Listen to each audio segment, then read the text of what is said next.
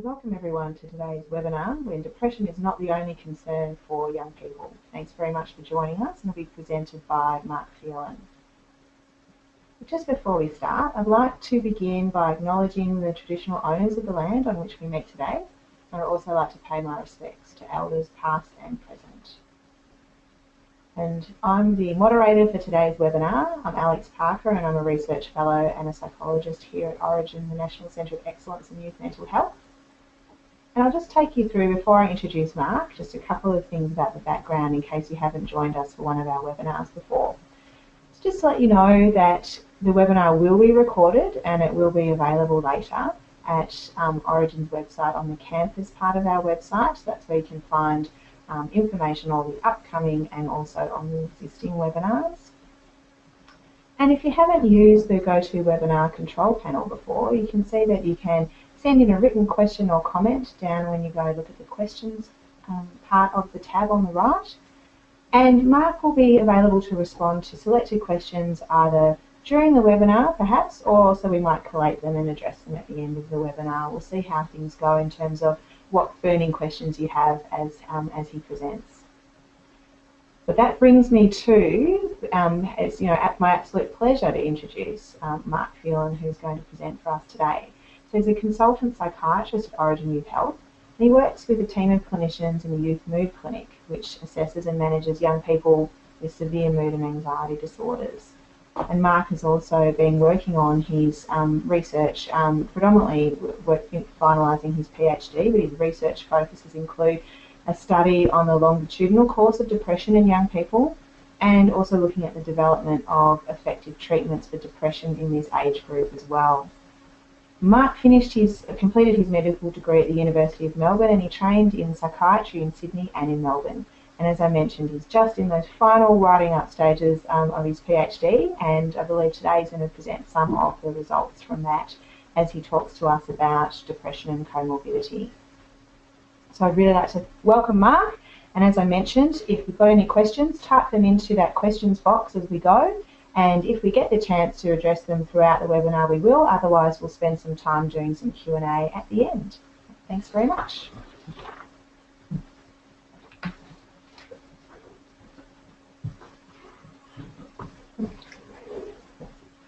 Hi, thanks for your attention. I hope that you find something useful out of the talk today. If it blows your mind, that's an absolute bonus, but I can't guarantee. So Alex introduced a little bit about my work. The probably important thing to say is that what I'm presenting today will be influenced by my work in the public mental health system and also my research topic. It's a big the scope of comorbidity. It's a big field, and so I can't make the boast that it's an absolutely comprehensive coverage. But here we go. So the goals for today, as you can see, was to review what are the common comorbidities for young people with depression, to talk a little bit about why they occur together, then to speak about how comorbid disorders impact on people's presentation of depression, and also what effect it has on treatment outcomes. Then the last part of the talk, I'll just talk about how comorbidity can impact on how you would structure treatment for someone with depression. So what do I mean by comorbidity? What the term basically means is that in addition to someone having depression, they've got another mental health disorder. When I'm using the term depression, what I'm talking about is clinical depression, so what the DSM calls a major depressive episode, if that's what it calls it in its latest iteration. So the particular way that I think about comorbidity is to break it down into the three headings below. So firstly, what were previously known as Axis 1 disorders, such as anxiety disorders, substance use disorders, eating disorders. Secondly, personality disorders, which were formerly kept on Axis 2. And then thirdly, autism spectrum disorders. I probably won't pay that much attention to the third. Another important thing to say is that the way that we often think about mental health disorders in a clinical setting is that in a categorical manner, that people have to reach a certain threshold to get a diagnosis. It's important to say that that's a somewhat arbitrary distinction that's made, and it is also important to think about subdiagnostic symptoms, or so in the case of mental state disorders, or traits in the case of personality disorders, because these are still important in terms of influencing someone's presentation. So throughout the talk today, that I'll reference back to a young person who I've been involved in the care of. The name has been changed. That if anybody can work out who this is, please don't treat this as a confidential session. So a brief outline of this particular person. So Brock, which isn't his real name, so he's a 21-year-old single man, currently unemployed, living with a housemate, who came to one of the clinical services where I work because his Centrelink worker was concerned about him having thoughts of suicide.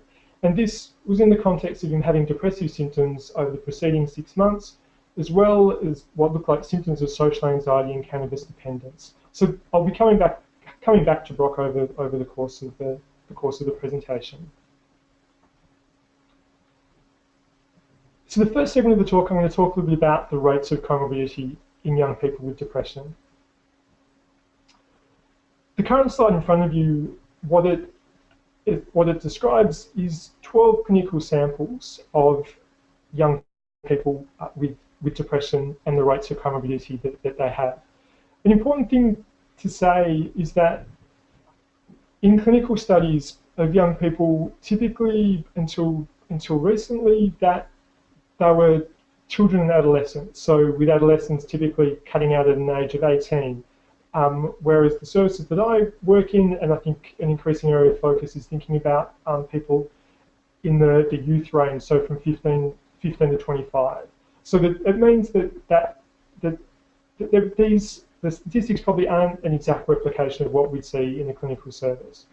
In any case, what you can see there is that, so first of all, looking at the overall rate, is that it's almost more common than not for people in a clinical service to have a comorbidity, so that it's somewhat uncommon in some settings for people just to have pure depression. So I think that in a clinical service, you should always have it on your mind that there's likely to be more than one disorder there.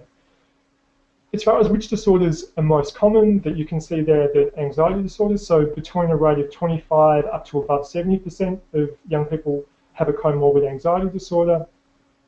Dysthymic disorder, that there's a large range there that you can see, so up above 50% in one study.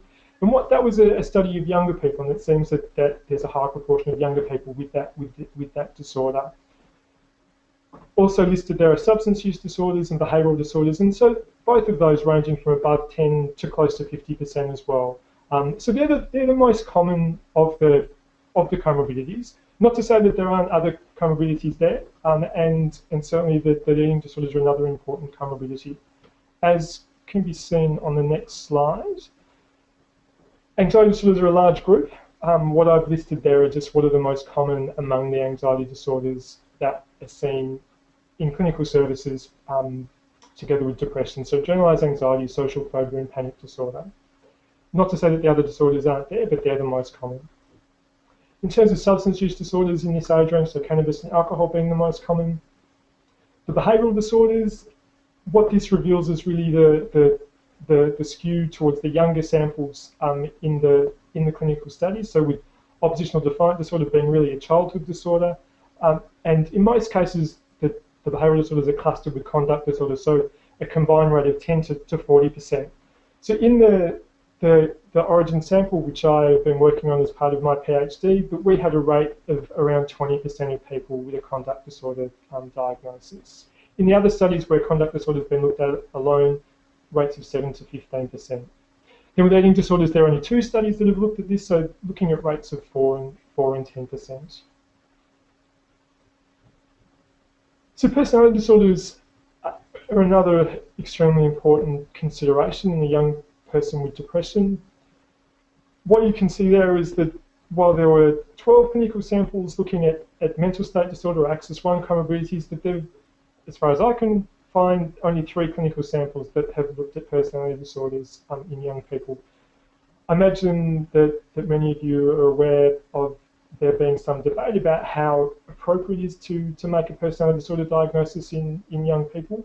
That I think that's become more accepted over time, and I think that perhaps a useful way to think about it is to think about pathological personality traits, and not necessarily get caught up on whether someone has a disorder, but looking at aspects of their personality that are causing life difficulties for them. The way that the data is presented here is looking at the DSM classification, so looking at the 3 clusters and then an overall statistic. So first of all, again, looking at the overall, you can see a rate ranging from up to 25 up to 70%. The important thing to say is that these rates are influenced by the sample. So the Grillo sample, for which the rate is highest, was an inpatient sample, which was reasonably heavily weighted for people with borderline personality traits, which are often associated with hospitalizations in crisis situations. So the other samples, so one an Orygen sample and one a Swedish sample, that what you can see there is that somewhat similar rates of B and C. Again, the Orygen sample is a little bit weighted towards borderline personality disorder because we have a particular interest in it and a dedicated clinic. But rates in those two, so up around the 30% for cluster B and just nudging 20% for cluster C. So with cluster A being less common. In adult studies, what has been found in a meta-analysis looking at the occurrence of personality disorders and depression was that there was a 45% overall rate with 9% of A, 19% of B, and 30% of C. And so what that suggests is that there's a predominance of cluster B in our population, in the adolescent or youth population, and that probably reduces due to natural process of maturation over time. In terms of the individual disorders, that the most common of the cluster C diagnosis in the Orygen sample was avoidant personality disorder, and certainly within the adult studies, that cluster C is the most common, with avoidant personality disorder being the most common among those. To talk a little bit about autism spectrum disorder, that I think it's reasonable to say that autism spectrum disorders are disorders which have gained more prominence perhaps over the last decade in the mental health field. There isn't a lot of information in the literature in terms of the co-occurrence with depression, but there are 2 studies that I've mentioned there that I think are worth talking about. Firstly, a study at the National Institute of Mental Health in America, and what that was, it was a depression sample, only a small sample, less than 30 people, but what they found was that those with a depression diagnosis scored higher than control people on dimensional measures of autism spectrum, suggesting that it is relevant in this population. Looking from the other perspective, so Magnus and Constantino were looking at people with an autism spectrum diagnosis and found quite a wide range of prevalence rates within that population. And an interesting observation that they made was that it seemed that there was a higher risk of depression in people with an autism spectrum disorder, in those that were higher functioning due to them having a greater degree of self and social awareness. So next, to talk about mechanisms of comorbidity. What I've presented there in this slide is the multi-systems model of depression, and this is a model that was within an article by the developmental psychologist Benjamin Henkin, and maybe it's overstating to some degree, but I think that thinking of how mental disorders come about, I think have been moving more and more towards this idea of a multi-systems model. This way of thinking is influenced by I think he was a sociologist by the name of Bronfenbrenner, who really talked a lot about systems and context as being important. Probably the distinction, the most important distinction to make in this study is in this model, I should say, is between individual factors and then systemic factors. So as you can see there, that there are a range of individual factors in the arrow in the center, and then systemic factors, so moving from those closer to the person, so looking at their family and their peers, out to the broader cultural domain. And what's very important to say is within the multi-systems model that there's bidirectional interaction between factors, and that there are many different paths that one person, or that different people can reach to become depressed. So that it's important to consider this wide range of potential factors. So looking at how this might be applied to a particular individual, then here to talk about Brock. So Brock had a particularly difficult early childhood, experiencing and suffering, I should say, physical abuse from his father and also from his mother's subsequent partners. So that if you look in the domain of family relationships for Brock there, that he had some early abusive experiences. These experiences that are likely to impact on his biological stress system, so the system that involves cortisol and adrenaline, and as a consequence, it's likely that he developed heightened physical symptoms in response to stress. Again, due to his very difficult experiences in early childhood, that he developed a cognitive vulnerability in that he understandably had the expectation that other people would be a threat. He also had a number of geographical moves over his childhood, and that meant a number of school moves as well. So it's probably not surprising, given that context, that Brock developed social phobia. So social phobia being a disorder in which people have an excessive fear of judgment by others, and also that they have intense physiological symptoms in response to that. Moving around as he did, and also the earlier vulnerabilities which I've spoken about, made it hard for Brock to make and maintain relationships. That they were this was a contributor to him leaving school early. It was hard for him to find work, and so the sort of current cultural context in Australia of difficulty with youth unemployment was relevant for Brock in terms of how things have progressed over his life. Out of school, not working, that he was bored, the anxiety was there, he was very disappointed about the way his life was going, and so that he started using opiates at that stage, which developed into a full substance use disorder. He wanted to get away, so moved interstate, but got some tenuous work which fell through. And so where he was left at that time, so this was in the 6 to 12 months before coming to us, that he was pretty much housebound and was away from his family and away from the few friends that he had, and developed a major depressive episode in that context. So when we think about how people develop a comorbidity with depression, it's been expressed well in the paper by Cummings, Caporino, and Kendall. So that talking about the way that they describe it as two possible pathways. So one disorder increasing the risk of the other occurring, so that we can see that in Brock's case that the fact that he had a social phobia put him at risk at developing a later major depressive disorder. Then the other component is the other route is thinking about, are there common underlying factors, so whether environmental or genetic, that can cause a vulnerability for someone.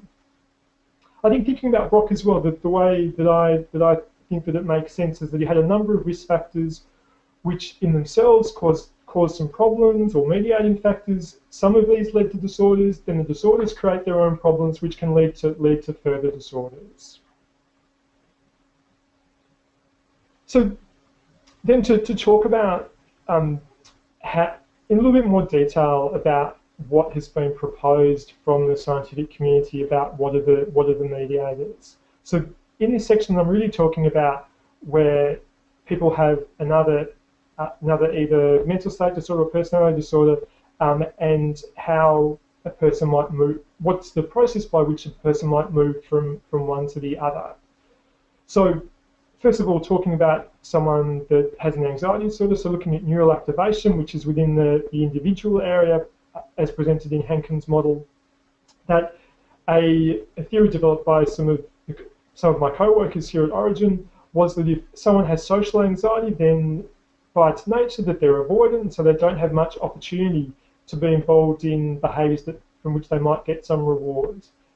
And as a consequence of them not achieving those rewards, it means that their reward system gets down-regulated such that they're unable to experience pleasure, which is a cardinal symptom of depression.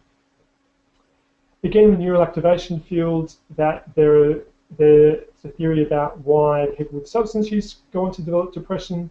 So this work from Stice, who is from the United States. So the theory there was that use of substances that cause a down-regulation of the dopaminergic pathways, which are important in the experience of positive affect, so that, again, that was sensitizing someone to a depressive disorder. Other theories within that individual realm are about the HPA system, so that's the stress system, so that someone who's having a lot of high anxiety, that can also cause a biological sensitization to depression. Then also, by the same authors, they've talked about how if someone is anxious, then they are likely to get a lot of negative, have some negative beliefs about themselves. And so, for example, if you think about Brock, that he was likely with his social anxiety to, I guess that there were kind of direct functional effects of not being able to go to school, such that he would feel very negative about himself, and again put him in the state in which he's likely to develop depression. My next slide talks about the more systemic mediators, and I think that this is a very understandable way or pathway in which one disorder can lead to another. So the broad heading of psychosocial impairment, so that having one disorder can cause problems across multiple domains of life, so important domains such as educational, vocational, relationship domains. And so the particular theorists have talked about these in relation to anxiety and substance abuse. Personality disorders, that there is perhaps less work in young people because of the earlier mentioned reason, but that by their nature, personality disorders have functional impairment, so it's understandable that would be the pathway through which someone would move onto depression.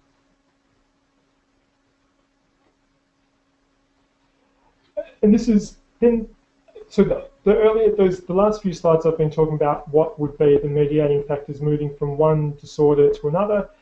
Then broadly speaking about what might be the common underlying factors, so that looking at temperament and also early developmental experiences. So that temperament, particularly neurotic type temperament, puts a person at risk of anxiety disorders. In terms of the personality disorder area, particularly having borderline personality disorder traits. Then early developmental experiences, all of these are related to development of personality disorders. It's as you might know, that there isn't a whole lot of prospective research looking at development of personality disorders. So it's really retrospective descriptions, but they do have some face validity that these will be the processes in which people would have difficulties with developing certain aspects of their personality. So moving from the theory to seeing what evidence there is about these particular mechanisms. So excuse me while I have a drink. So firstly, looking at anxiety, which, as I mentioned before, is the most common of the comorbidities with depression. So that there have been a number of studies which have shown that people do progress from having an anxiety disorder to a later depressive disorder. A reasonably large study in America, the Great Smoky Mountain study, showed in fact that people can move in both ways, so that they can move from an earlier anxiety to a later depressive disorder, but also from a depressive disorder to anxiety disorder. So I guess what that shows is that there is this process of having a particular disorder, then later developing another disorder, so as one of the roots of having a comorbidity. In terms of a shared vulnerability, that there is evidence for a shared genetic vulnerability for anxiety disorders and depressive disorders.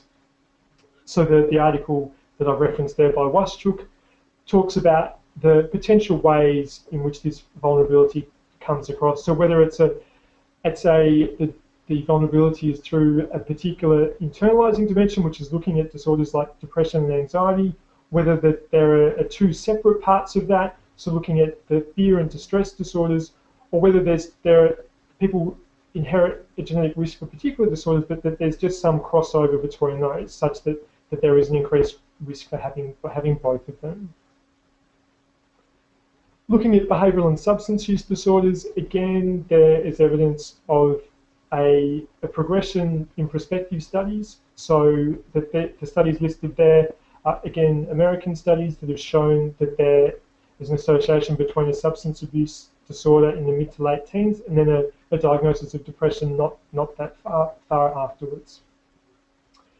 Interestingly, and this is an important point to make, is that although I'm talking about comorbidity, that there's probably types and degrees of comorbidity, and it seems that people who have multiple comorbidities are at greatest risk of depression, but also functional impairment. And so what was found in the Minnesota Twin study was that if people had both a substance use disorder and behavioural disorder, that there are really high risks of them developing a later major depression. So as you can see there, so for young women who fitted in this group, so had a 57% risk of a later depression, I should say, and 33% for men.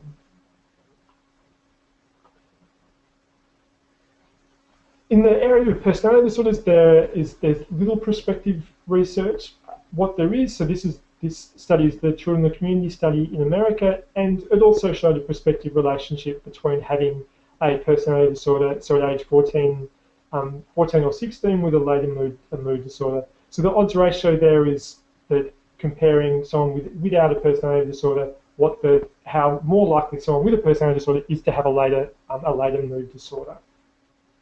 They also took a dimensional approach as well and showed that the more traits that people had for those disorders that I've listed there were also predictive of having a later depressive disorder.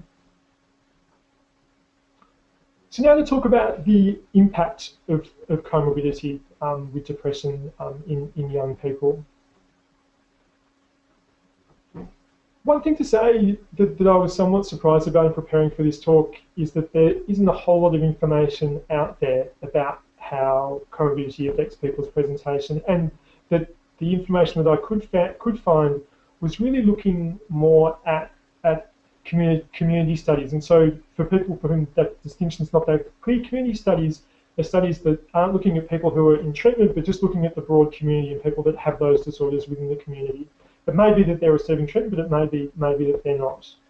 So for what it's worth in terms of what's out there, it does seem that that people with a comorbid disorder have a higher risk of suicide attempts. So, and the specific disorders that have been looked at have been anxiety and substance use disorders. And interestingly, again, the issue of multiple comorbidities is important there. So that this was in a German study that showed that if you had those combined diagnoses together with depression, that you were almost 12 times more likely than someone without those disorders to have a later suicide attempt. In the functional area, so the OADP is the Orygen, I should say, Adolescent Development Project, and what that showed was that having a substance abuse or behavioural disorder comorbidity had an association with having academic problems.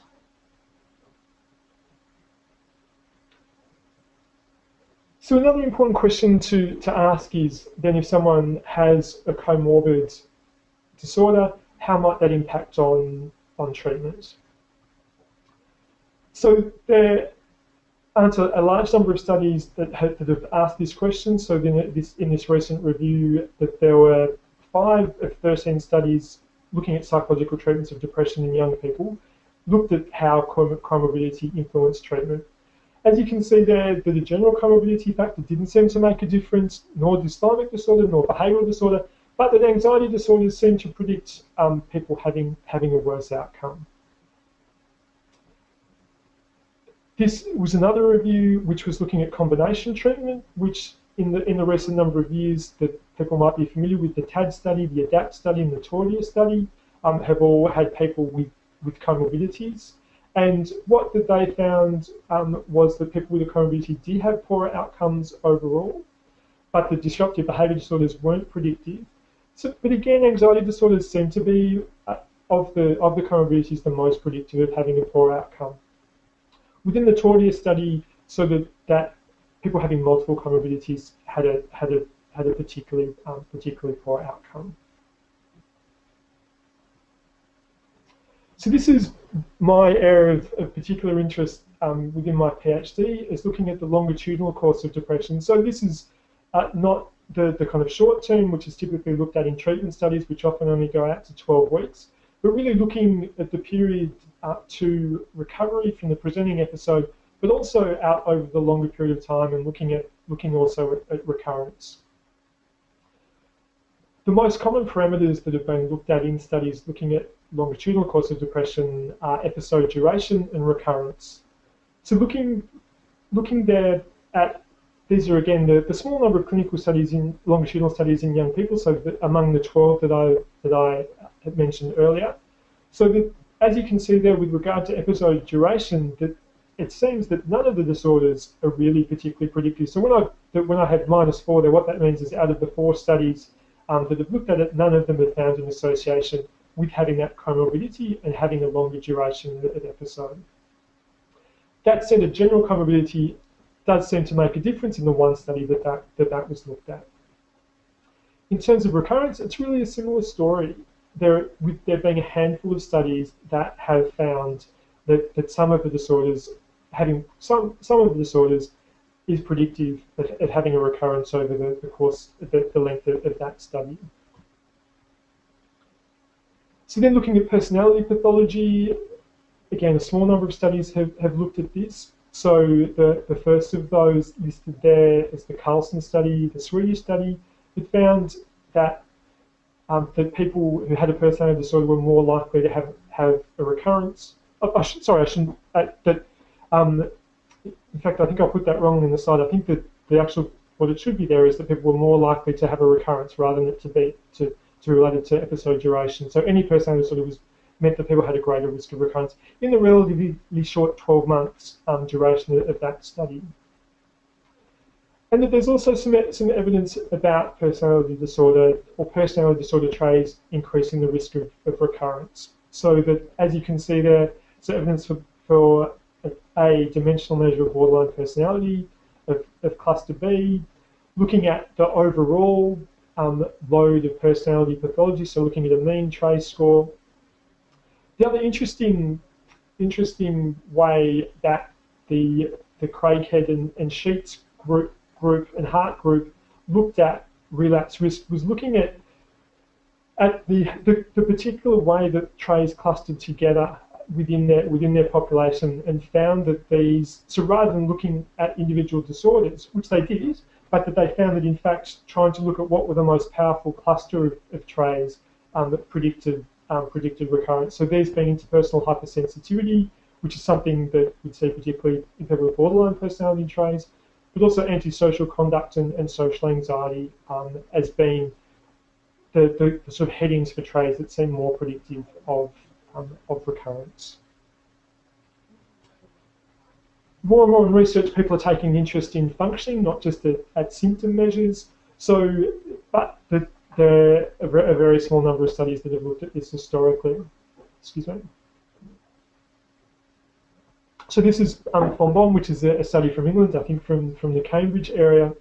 So it was a very long follow-up study, and they had a particular interest in conduct disorder within their population.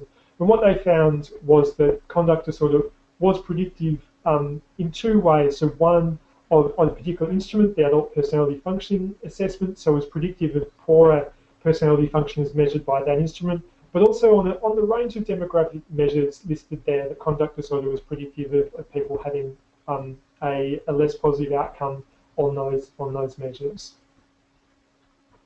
A more recent study has been the TAD study, which I mentioned that some of you are familiar with. So this was a shorter follow-up period, just 3.5 years, and what was found there was that having multiple axis 1 comorbidity was the particular parameter that was predictive of worse outcomes. So both in terms of the global functioning scores, but also scores on the Hernosca. So that being multiple comorbidity rather than one particular comorbidity being predictive, or just having any comorbidity.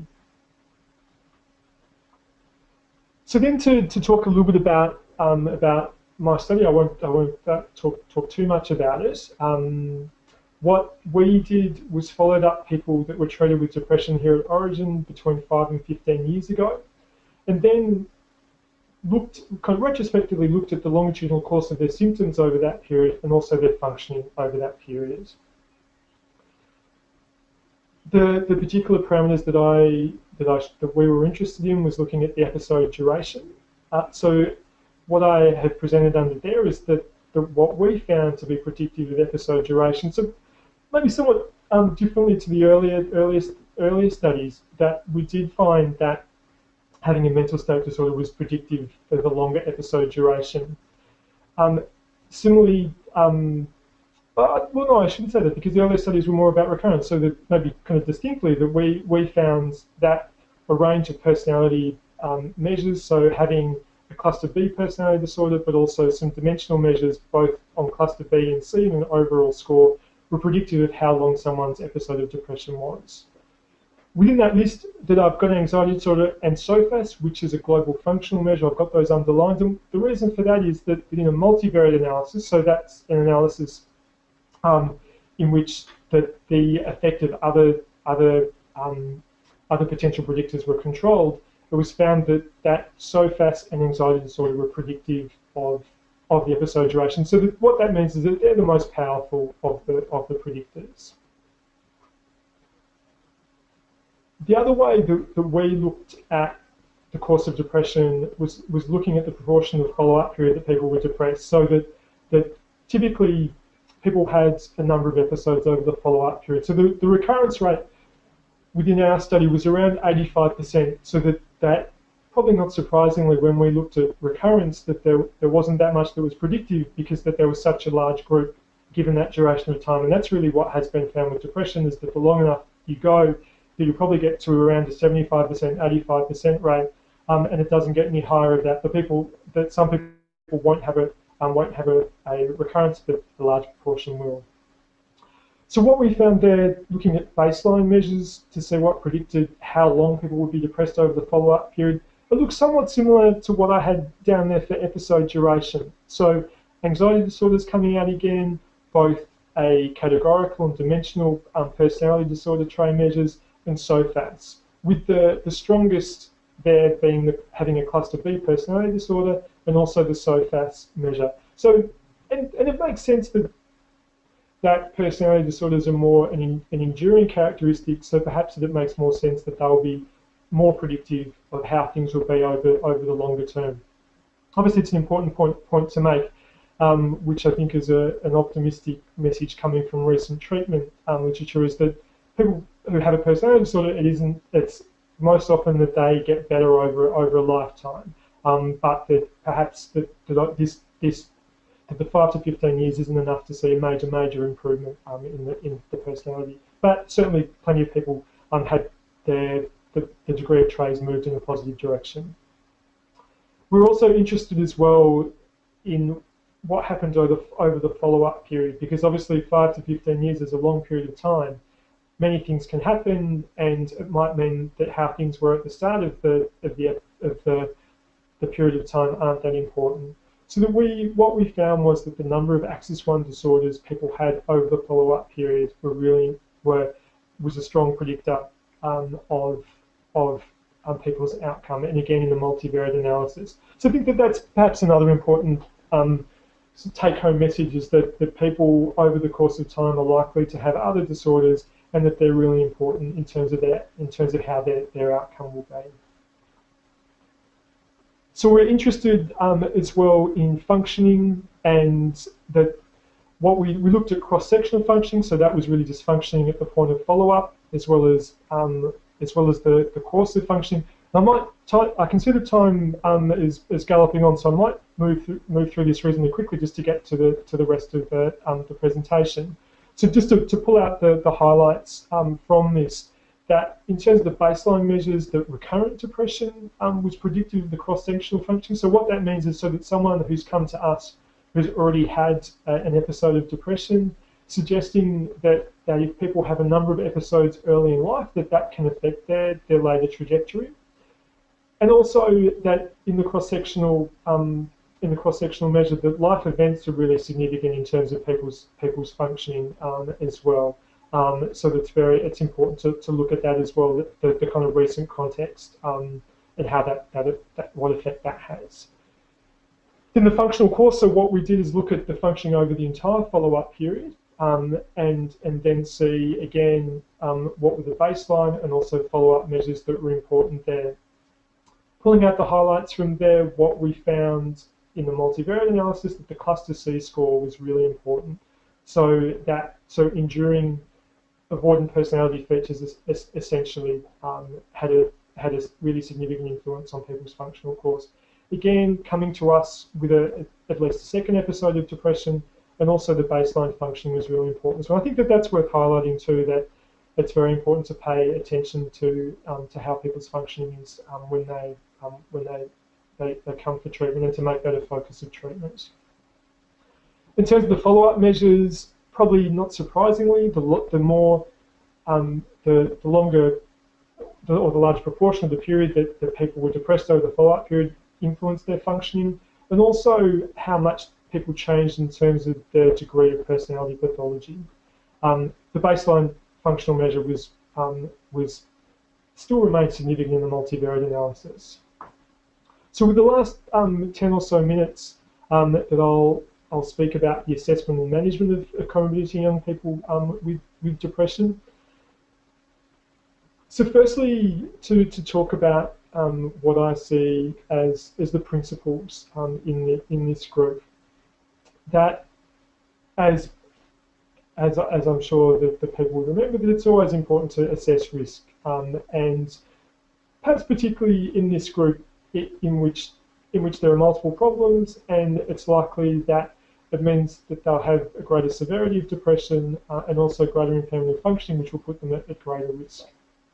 I'm going to be talking about the kind of assessments the kind of assessment tools that can be used, but I think it's important not to just throw hundreds of assessments at people, particularly if it's something for which your understanding is limited, so it'd be hard for you to know what to do with the information, and also hard for you to know how to describe it to the person.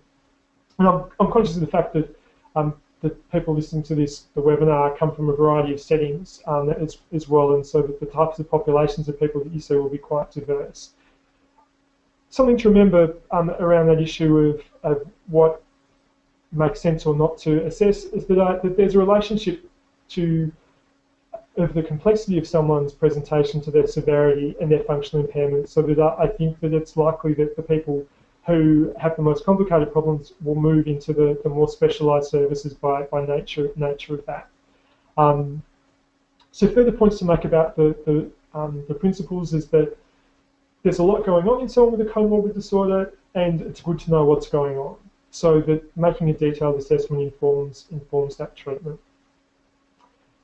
However, if you're doing lots and lots of assessment, it can impair engagement, so it's important to try and mix it up. So perhaps to continue doing some assessment in the early parts of treatment.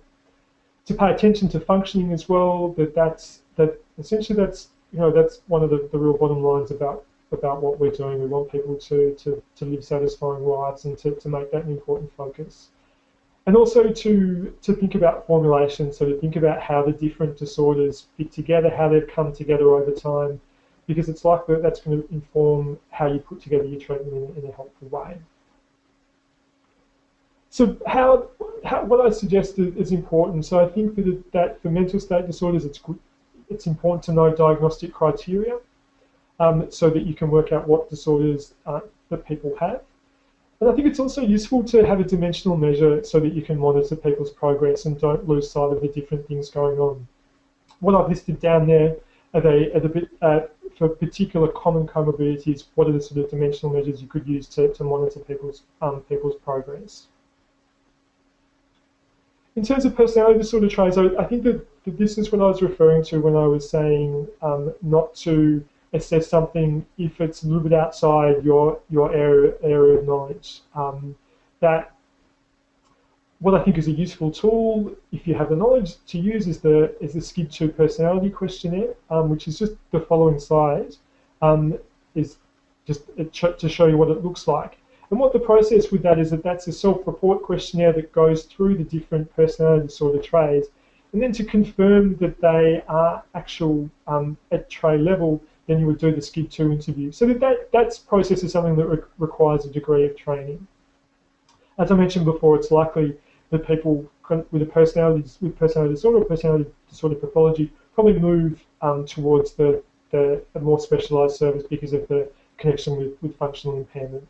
I think within ASD that there aren't good screening measures that you can use, so I think it's good to be alert to the signs that someone might have an ASD. So I've listed some there that either have an odd social manner, they've got particular restricted interests, or that they really seem to lack the relationship kind of number and quality that you might expect for someone at their age. So just to talk about Brock in terms of his assessment. So with looking at risk for him when he came to us, that in fact the suicidal ideation was no longer present, and it seemed for him that there was really an intermittent pattern with that. So it was a crisis that brought him to us, but the coming to us gave him some degree of containment. Cannabis was the only substance that he was using. Often people use multiple substances. And in terms of physical health, that although he was a past IV drug user, he hadn't had any previous testing for blood-borne viruses. So looking at the diagnostic measures that he met, looking at diagnosis, I should say, and also the related measures that he certainly did meet criteria for a major depressive disorder, social phobia, cannabis use disorder. He had some avoidant personality disorder traits, and we also found that he was, in fact, hepatitis C positive. So just to kind of jump from the practical to the theoretical, there's obviously some degree of crossover between those two, looking at management of comorbidity in young people with depression. That, as you can see, over the next few papers that I'll refer to, that it has become an area of increased interest. So to think about how current treatments might not be doing as well as they can to treat people with a comorbid disorder. What I've listed there is what Curry saw as the 5 approaches that have been tested. So some of which have just looking at the one thing, so treating only depression, sequential treatment treating one disorder and then the next, and then various ways of combination. So whether doing them all together at once, doing them in a modular fashion, or looking at a more transdiagnostic approach. The summary of Curry's review was that there's only really a small number of studies, and that he made very tentative conclusions, but that are perhaps useful, so that if it's simultaneous treatment, then it makes sense if there are comorbidities with shared features, so depressive and anxiety disorders. And then if they're somewhat distinct in terms of the type of condition that they are, then maybe having a sequential approach is a decent way to do that. I won't do justice to these few slides in the interest of time, but I think this is a really interesting approach. So the first one in this paper being Vice, of looking at what is a kind of a scalable treatment that addresses comorbidity well, and what they did was looking at what are 5 elements that seem to be helpful across disorders and across treatments, and so that it's only very in its preliminary stages of testing, but you can see that the elements that they talk about, and that important parts is that they say that they can treat both internalizing and externalizing disorders, and that they're kind of standalone skills. So if people only are in treatment for a short period of time, that they will go away with something. There's also another transdiagnostic approach. I won't go into the detail of that, but it has a strong kind of CBT flavour with a bit of mindfulness thrown in, but again thinking along the same lines. So to talk briefly about how you might treat personality disorder traits, that what I've divided there into more straightforward techniques and advanced techniques. I think an important thing to say is that just because someone has a personality disorder trait, it doesn't mean that you need a high degree of training to help manage those. So that using things like chain analyses, diagrammatic formulations, DBT skills, particularly for difficulties with emotional regulation, are skills that are perhaps don't take a huge degree of training. There are more advanced techniques that may be necessary for some people. So how treatment went with Brock, so that we looked at risk management, so we developed a collaborative formulation. That's my next slide there, which what we did there was link the different disorders together, I think just to, I guess for both us and for him to have an understanding of how they fit together and as a platform for treatment for him, as a foundation for treatment for him as well. We set goals with him and then really prioritised what was important with him taking the lead there. Obviously, if there was something that we thought didn't sit that well, we'd negotiate around that, but he said that his low mood and high anxiety were a particular consideration. An important thing to say is that SSRIs are a good trans-diagnostic treatment for people with low mood and anxiety disorders, so that was a useful type of treatment to use for him. That CBT we chose as a therapeutic modality, and then exposure was what we used, particularly in the early stages of treatment. As things moved on with him, these were the next step treatments that we proposed.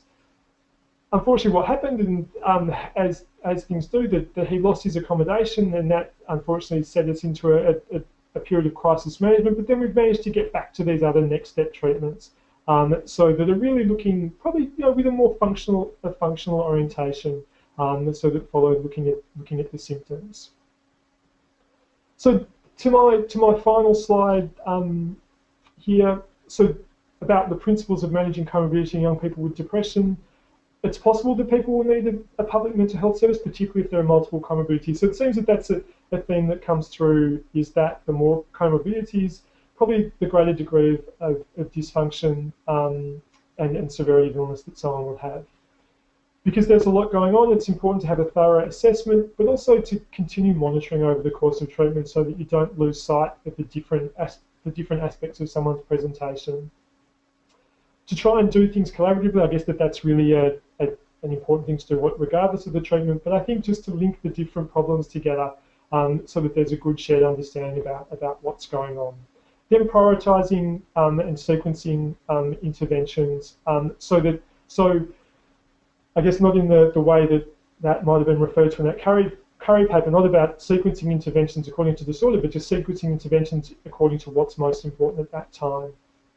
It goes without saying, though, that it's something that's neglected from the research literature, is to think about the context and supporting families and partners, particularly because there are multiple problems. And I think as a final point as well, given the complexity, it's important that people have some supervision and also prioritise ongoing learning, because the complexity, because they're complicated people, and that's it's good to maintain your knowledge and improve your knowledge about how to best support them. So that's, I think that Alex might just convene some questions if there are any. Absolutely. So I might just flip to the next slide if that's all right, Mark, and we'll just remind people to type in some more questions if they have any. Maybe one after that. Yeah, sure. Thank you. All right, so we had one from sort of earlier on. I think that was when you were setting the scene, and someone was asking some questions about whether it's reasonable to assume that depression is the secondary diagnosis in those comorbidities. So when you were listing, I think, substance use, anxiety disorders, and ASD. I think it's important to say that things can go both ways. That my orientation towards looking at the more secondary picture, I think, probably reflects my interest in the etiology of depression, rather than looking at the etiology of other disorders. So certainly that it can go both ways.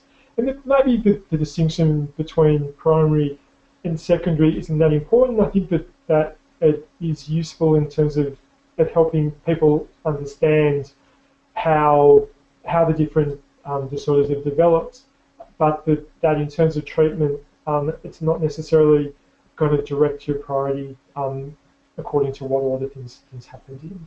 Okay. And based on that that idea of priority for treatment. How do you work with the young person perhaps who has little insight into their comorbidities, or perhaps doesn't see some of them as a priority themselves? How do you work with them about sort of setting the scene for how you're going to work together?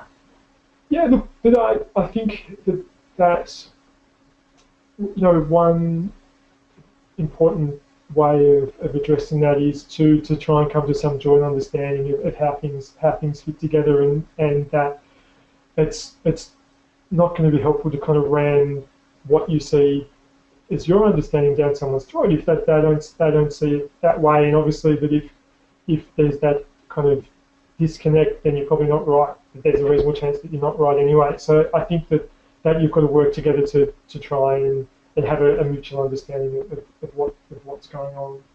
And I think that, then I think that if that exists, then treatment sort of makes sense. What you might suggest, or what they say the parties should make sense. That sort of, I suppose, highlighted too that formulation that you gave as the example that you developed with Brock about sitting together and weaving together that story of when onset, offset, how things are connected, and those sorts of things, that it sort of helped the two of you have that shared understanding. Yeah. Look, I think it's very useful to put something down on paper, because it's a good method of testing the understanding. It's all very well to hold something in your head and talk about it. I think having it in a concrete fashion is a really good way of the person being able to see it and test whether that really fits with how they see things. Sure. Just had one final question before we do wrap up. Notice you mentioned about the TADS and ADAPT studies, and you showed that for the young people who had multiple comorbidities, they were more likely to have poor treatment outcomes in those studies. And then I suppose comparing them to that newer work that's coming out where it's trying to take a slightly different approach to treating comorbidities.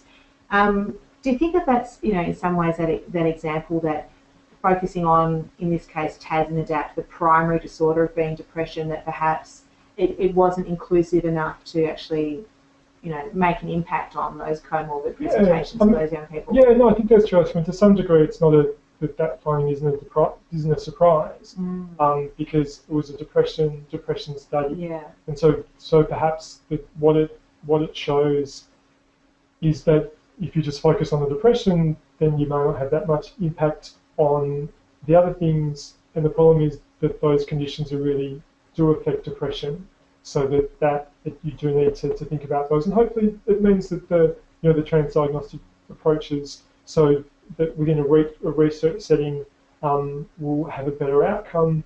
And I think that we probably do, or I think we do a de facto kind of transdiagnostic approach within clinical practice. Excellent. Well, thanks so much, Mark. And I'll just might swap desks so I can just do the final wrap up for finishing today's webinar. So I really do appreciate hearing such fantastic background information that's really setting the scene for how and why comorbidities do develop, the impact that they do have on the sort of longitudinal outcomes for young people, and then bringing it back to that clinical example and thinking about how do we actually think about the way we're assessing young people, engaging with them, and planning the treatment in that sort of shared collaborative manner that Mark was really highlighting as well.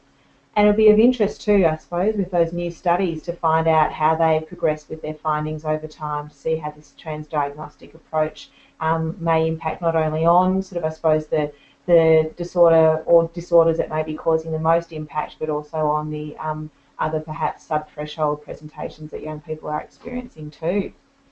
So thanks for Mark for his time today, and as we mentioned, you can actually find, you'll be able to find his webinar online at a later date if you are interested in hearing any aspects of it again.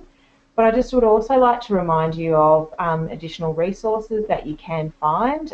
With Orygen's resources are all on the Orygen website under the campus area. You can see we've got some manuals for interventions. We've also got just other information that you can find there about upcoming training and webinars as well. There's also additional written resources that might help understand or work through some specific questions as well. So you can also find that at the campus. We've got research bulletins, we've got evidence summaries, and sort of Mythbusters as some examples of some resources for clinicians working with young people. And again, sort of touching on, I suppose, today's presentation, that a range of these are looking at sort of additional or comorbid presentations that young people may be experiencing. Also like to draw your attention to our new workforce policy papers. So again, you can find these on the web. So if you're interested in having a look at our national training framework and our workforce strategy to see, and we welcome opinion and feedback on these as well, because these are some new documents, and we're interested to see how these fit with other services or with other training providers. And yeah, we welcome your feedback on these policy papers. And finally, just like to mention our upcoming webinar. So the last for this year is on the 15th of December. It's a Thursday afternoon at 2 o'clock. We've got Simon Rice from Orygen, the National Centre of Excellence in Youth Mental Health, presenting on managing persistent or severe depression in young people, and drawing on a lot of the work that the Youth Mood Clinic at Orygen does. So we hope you can join us for that one. And then just to reiterate, we thank you for joining us today, and we welcome any additional feedback or questions that you may have. Also, if you did want to find out a little bit more about some of the references that Mark referred to, we can also assist you if you're having difficulty locating any of them in getting hold of those. And as I mentioned, the webinar has been recorded, and you'll be able to find it again at Orygen/campus at a later date. And anyone who has registered, you'll receive an email when it's been uploaded onto the website. And you'll receive your certificate of participation and an evaluation very shortly, so we appreciate your feedback. So thanks again for joining us, and I'll see you again on December the 15th for our next webinar.